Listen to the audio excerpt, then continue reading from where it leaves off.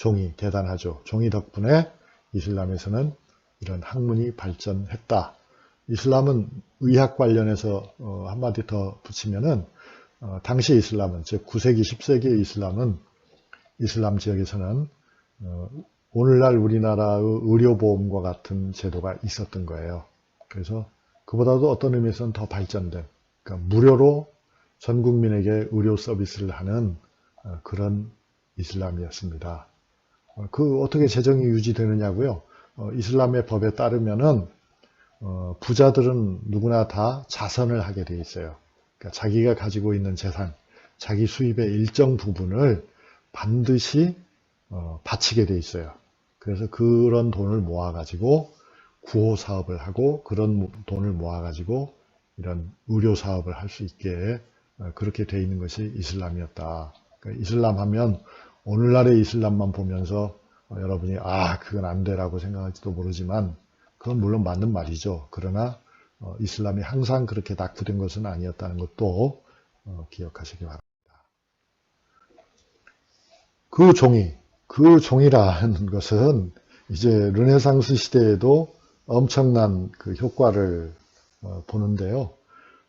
지금 저는 여러분에게 레오나르도 다빈치 이야기를 잠깐 하려고 합니다. 그래서 왼편에 보면 그게 뭐냐면 왼편에 두 장의 사진을 들고 왔는데 그게 이제 위에 있는 사진은 레오나르도 다빈치의 메모죠.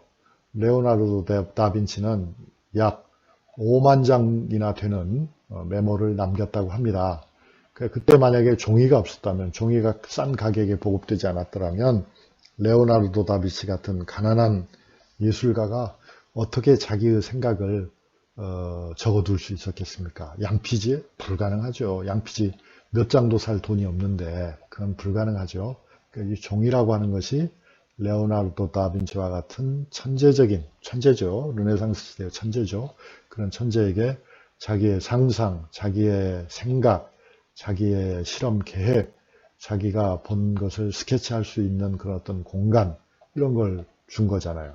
그리고 이제 그 왼쪽에 아래 그림은 레오나르도 다빈치가 남긴, 그렇죠. 그 해부도에다가 사실 그가 쓴 설명이 있는데 그거를 이제 그렇게 하면 우리가 잘 못 읽으니까 그걸 영어로 번역해가지고 해설을 붙인 거잖아요. 그러니까 그림은 레오나르도 다빈치가 그린 거죠. 거기 보이는 뭐 해골이라든가 또 근육의 모양이라든가 레오나르도는 해부도 했으니까요. 그러니까 그런 해부의 기록도 레오나르도 다빈치가 남길 수 있었던 것은 그것은 전적으로 종이의 힘입니다. 종이가 없었으면 그거는 턱도 없는 일이죠. 그 다음에 이제 오른쪽에 보시는 거는 레오나르도 다빈치의 자화상일 것으로 봅니다. 이제 그렇게 서양에도 일단 종이가 퍼져나가니까 결국 그 종이 덕분에, 근데 이제 여기서 우리가 아까 내가 흥미롭다고 그랬는데 굉장히 흥미로운 부분이 있어요. 그건 뭐냐면 종이를 이용해서 서양 사람들은 사업을 해요. 그래서 종이를 이용해서 여러 가지 사업을 하게 되는데 그 중에 하나가 신문의 탄생입니다. 신문도 돈 받고 돈 벌기 위해서 낸 거잖아요. 그 신문보다 더 오래된 신문이 뭐냐면 한 장짜리 신문이죠. 그거는 독일 말로는 플룩블레터라고 하는데 삐라죠. 삐라. 우리가 말하는 삐라. 전단지 형태로 소식을 찍어가지고 때로는 무료로 배포하기도 하고 때로는 돈을 받고 팔기도 하고 그렇게 해서 이제 시민과 글자, 시민과 뉴스 이런 것들이 만나게 되는 겁니다.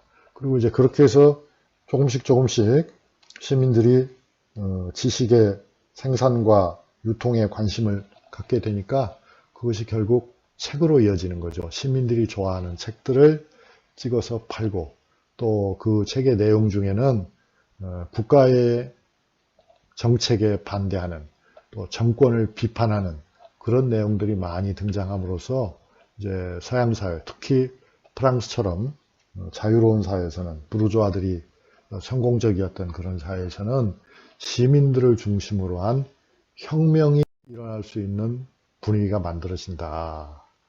그것이 한국 사회에서도 똑같이는 아니지만 약간 유사한 형태로 나타납니다. 그래서 조선 후기 사회가 되면 여기 그림은 이제 하나 큰 그림은 정감록이라고는 즉 정치적 예언서. 조선이란 나라는 이제 망할 것이다. 그 조선이 망한 다음에는 이러이러한 나라가 생길 것이다. 그때 이러한 징조가 보일 거다. 이러한 영웅들이 나타나서 활동할 것이다. 하는 그런 내용들이 예언의 형태로 퍼지기 시작했어요. 국가에서는 물론 그거를 금지시켰지만 그러나 금지시킬수록 더 멀리 퍼져나갔다 하는 거고요. 그것이 결국 한국 사회의 변화에 어떻게 기여했는가를 서술한 것이 제 책인데 한국의 예언문화사라는 책이 있습니다. 그래서 여러분이 관심 있으면은 참고해 보시기 바랍니다. 그러니까 결국 종이는 인쇄술의 발전을 가져왔고 서양에서 이 인쇄술의 발전은 결국 누구나가 읽을 수 있는 책으로 이어졌고 누구나가 읽을 수 있는 책은 결국 사람들의 정치적 견해에 큰 영향을 주고 그래서 결과적으로는 시민혁명까지도 일어났다. 그래서 지금 제가 책과 혁명이라고 하는 책을 소개하고 있는데 이것도 역시 여러분이 관심 있는 사람들은 좀 한번 읽어보기 바라요. 그래서 벌써 보세요. 이게 내가 하고 싶은 말이잖아요. 종이는 지식혁명의 도화선이 되었다. 종이는 단순히 어떤 전문 지식의 생산과 보급에만 기여한 것이 아니라 종이는 결국 세상을 바꾸는 힘이 되었다 하는 이야기죠. 그리고 이제 맨 오른쪽에 있는 이 판화죠. 동판화는 뭘 보여주는 것 같습니까, 여러분? 이거는 이제 인쇄하는 과정을 보여주는 것이죠. 서양에서는 아주 기계를 이용한 인쇄가 발달하면서 동아시아에서 보지 못한 그런 역동적인 역사의 변화가 났습니다.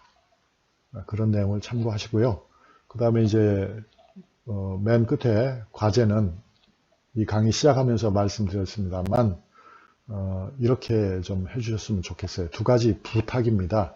하나는 뭐냐면 제1강부터 제6강까지 내용을 쭉 들으셨잖아요. 그래서 여러분이 청취 소감문을 써서 그러니까 어떤 내용을 배웠다.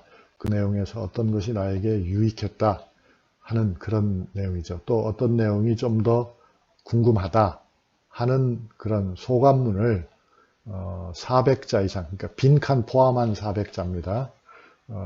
그러니까 그 400자라고 하는 것은 아마 여러분의 문장으로 하면 아마 문장의 10개 정도면 될 거예요. 10개에서 한 10서너 개의 문장으로 작성해서 우리 온라인 강의, 우리 학교 온라인 강의 사이트에 과제란이 있잖아요. 거기에 여러분 학번을 써서 올려주시기 바라고요.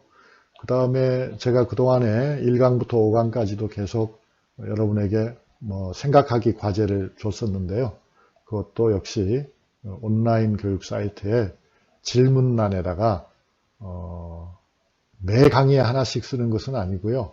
여러분 각자 한 개의 질문은 꼭 해야 된다. 그래서 마감 기한도 적어뒀으니까 꼭 지켜주시기 바랍니다. 우리가 이제 대면 강의를 하면 이런 과제가 필요 없는데 이제 다른 방식으로 할 텐데 대면 강의를 하지 못했기 때문에 이 과제를 여러분에게 드리는 점 꼭 양해해 주시기 바랍니다.